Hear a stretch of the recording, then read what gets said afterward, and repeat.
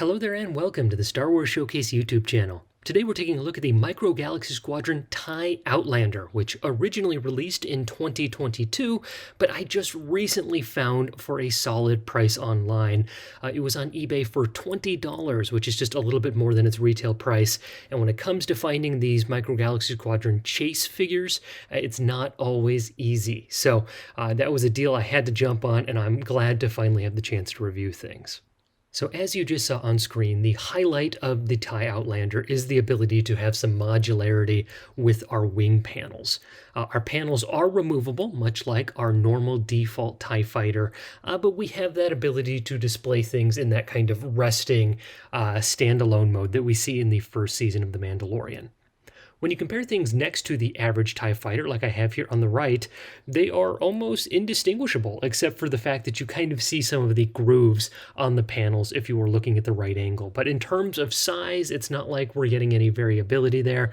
They'd almost be indistinguishable if you were looking at them from a distance. That said, for me, it's a little bit baffling that they made something with this much, extra care, a unique sculpt, and included things like a stand, and then made this a chase vehicle, one that was not as easily accessible for folks. As I definitely think this is one you'd want to add to your collection if you are a fan of, The Mandalorian or Giancarlo Esposito. As one call out here, the little Gus Fring that we get as our pilot here is really cool to see. The paint application, especially for many of our Series 1 releases, is a little bit off. If you look and zoom in here, you'll notice that his hairline is receding a little bit more than it is in real life.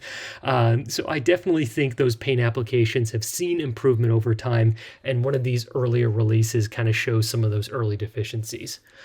Our little Micro Machine does come with a cape here, but when he is in that seated position, you can't really fit him with the cape into the cockpit. So more often than not, I'm actually removing the cape, just storing it to the side, so he's actually able to sit in the fighter. So again, we are getting a unique sculpt here, you're getting a unique Micro Machine, and I just really wish this fighter was more accessible. There's a ton of great detail, they're doing a lot of really good work here, and I wish more folks had the opportunity to get this without having to chase down their local big box stores or the secondary market. So I'm a big fan of the TIE Outlander. I'm really glad I was able to find this after 2 years for a good deal.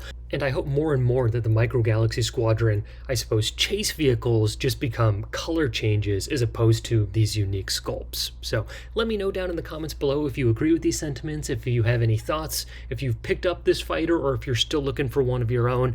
And if you enjoyed this video, please make sure to check out some of the other content on our channel, as we have other reviews of these and many other Hasbro Star Wars products.